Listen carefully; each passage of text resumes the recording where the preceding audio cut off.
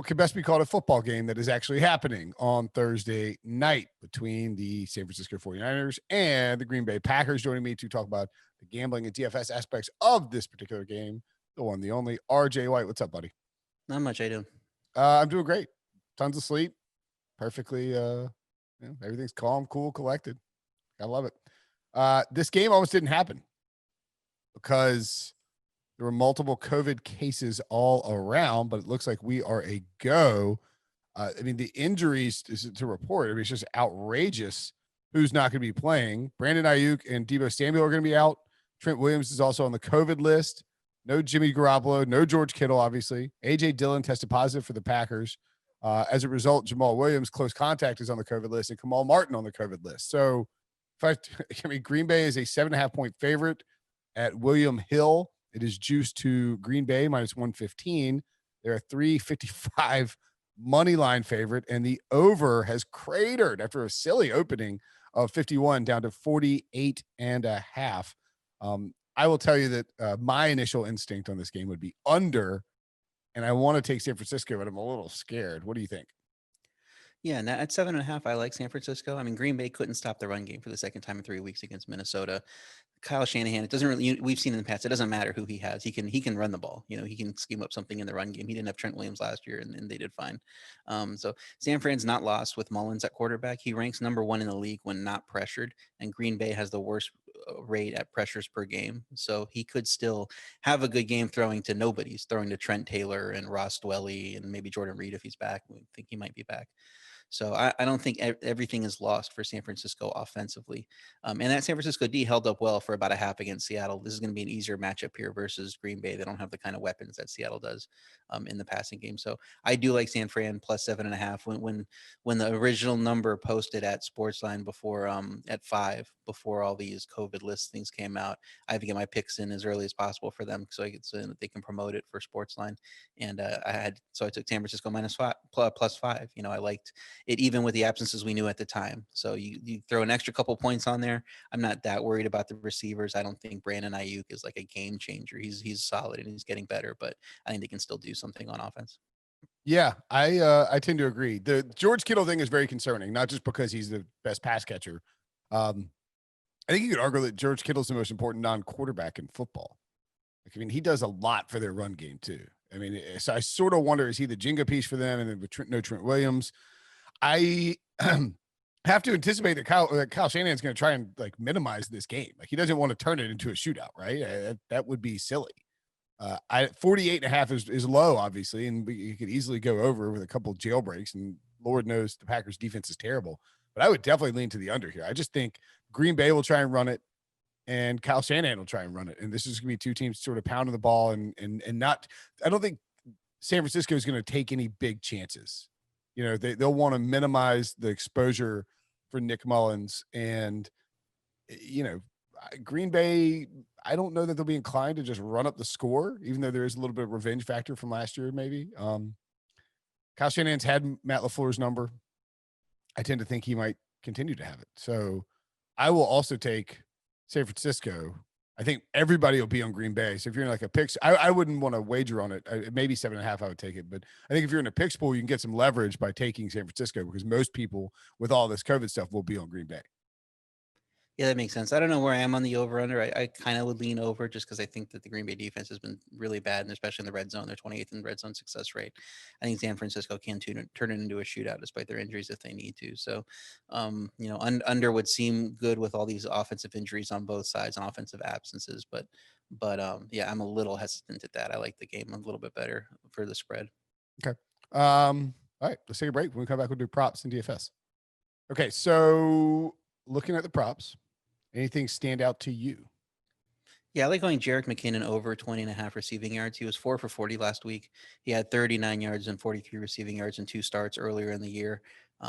We think JaMychal Hasty's going to mix in, so he's not necessarily the lead back, but we saw last week he's going to get a lot of work in the passing game. Green Bay's allowed the most receiving yards to running backs all year, and that's a total number, even though they've played 7 games and some people have played 8. So this is the best prop on the board for me. It just seems like a great matchup for McKinnon to get a lot of targets with these absences and to be effective against a defense that's bad at covering receivers. I like it. I I mean, this plays into the under, I think, a little bit, but I would probably take the under in Aaron Rodgers passing yards. 279.5. That's a ton of passing yards for a game that in theory should be run heavy. And I do sort of wonder how the Packers offense will look if they have to, they don't have any of their running backs. Like, are they going to lean on Dexter Williams? Because Aaron Jones still questionable. So I will take the under on Aaron Rodgers passing yards, knowing that without all those running backs, he will almost certainly come back to haunt me. And then, he averages 278.3 on the season, but he has the third best passer rating on throws 15 yards down the field, and San Francisco allows the third highest passer rating on throws 15 yards down the field. So it is set up for him to be able to hit a couple big plays. So that's why I kind of like Marquez Valdez-Scantling, longest reception over 16.5 yards. He's been the guy that's second on the team in yards per reception behind Alan Lazard, who's still out probably. I mean, he could get activated off IR today. And so if he plays and they put Lazard props, I'd probably, shift over to there going with Lazard's longest reception. God, JaMychal Hasty, 67.5 rushing yards total over. I would probably take the Jerick McKinnon over rushing yards 27.5 too. I don't mind that at all.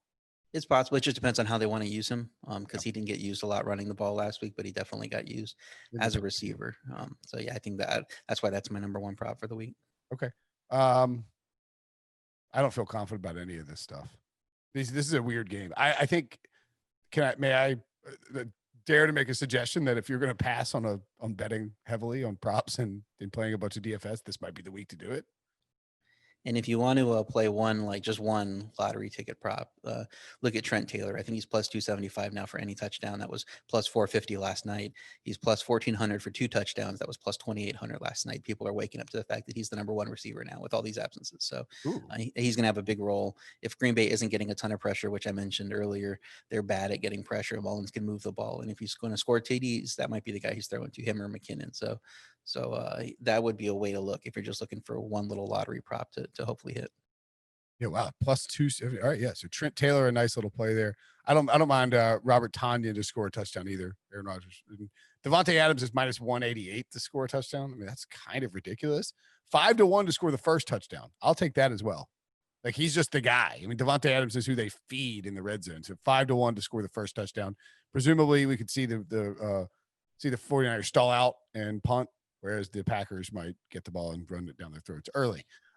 And if Aaron Jones isn't playing, they're not going to run the ball into the end zone with Tyler Ervin and Dexter Williams. So exactly. It's going to be Adams. Yeah. All right, let's do some DFS. And looking at, usually I have my telephone that I can examine the salaries, but I don't have it in front of me.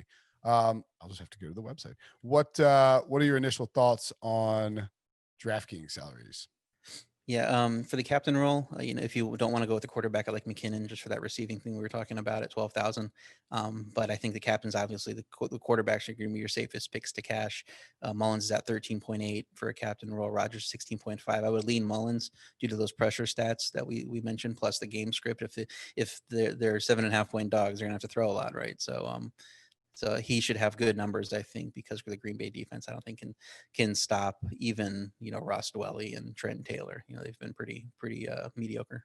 Well, and I would anticipate, like, again, if you're entering these DFS lineups, you're going to see Aaron Rodgers and Devontae Adams be the two top owned guys. Mm-hmm. Like that, I mean, they're going to be the top captains. They're the most expensive guys, but people will lean towards taking the team that's favored in this sort of matchup, and you can come back and be a little bit in fact, people will probably bail on Nick Mullins in order to get more Packers in their lineup. So I would guess that Nick Mullins' captain ownership or captain roster rate is like 10%, maybe even less, just because he's 13.8. And so if you go Nick Mullins, you can come back and you can lock up some of the, you can get JaMychal Hasty in there. And I mean, you can afford to grab a bunch of these guys. I mean, Marquez Valdez-Scantling's $3,400. All these guys are underpriced because of, Trent Taylor's $400 on here. And he's on my list of guys you have to play. He might be option number one. He's a must play. Might be option number one with those top 4 guys. You mentioned Ayuk and Samuel, but Kendrick Bourne's also out. He's the one that had COVID and he got put on the list first. So yeah, Trent Taylor should be the guy, and he's really the only reliable option there. And if he's not, it's one of the tight ends. So Jordan Reed comes back, he's a good play. If he's not, Ross Dwelly is a nice play at 7.2 thousand for the captain role if you want to be really crazy in GPV, or you could just play him in a flex role. So I mean, if you go Nick Mullins as captain, you can get Jermichael Hasty, Ross Dwelly, Trent Taylor, and then you can pair him with Aaron Rodgers and Devontae Adams. And what you're hoping, and now at that point, you are sacrificing some equity in the Green Bay run game, which I guess is something you want. But Yeah, I would, if I mean if it's going to be successful, I think the best way that the Green Bay is going to move the ball is Rodgers to Adams. So as long as you get those two guys in the lineup, then I think everything else from there is fine. I like going Mullins in the captain role, those two Packers, and then coming back with McKinnon and Taylor as receiving options for Mullins. And then the final thing, I think you have like 4,400 left there. So your options are a little bit more limited when you're picking your final flex, but you can take the kicker, go Robbie Gould at 3,600 if San Francisco is going to stall out in the red zone because just the options, and that's kind of your coverage there. If you're not going to get like 3 touchdowns from Mullins, he only throws 1. At least you're going to get some field goals from Gould. and again, Jordan Reed has been. So the one thing I would say about Dwelly and Reed too is that, and you know what, this goes back to props a little bit. Watch and see if Reed is active. Nick Mullins is a tight end. Like, I mean, and maybe it's just, I don't think it's just George Kittle. Like, he just looks to the tight end. And I think that Kyle Shanahan, they're going to run the same scheme, right? I mean, different player in there, obviously, but I would expect that he peppers whoever the tight end is with targets, and same thing with McKinnon, like outlet guys. So McKinnon, like you point out, the over receiving yards is really good. And then look to receptions for whoever is the tight end starter for this team. I would anticipate they get at least 8 targets.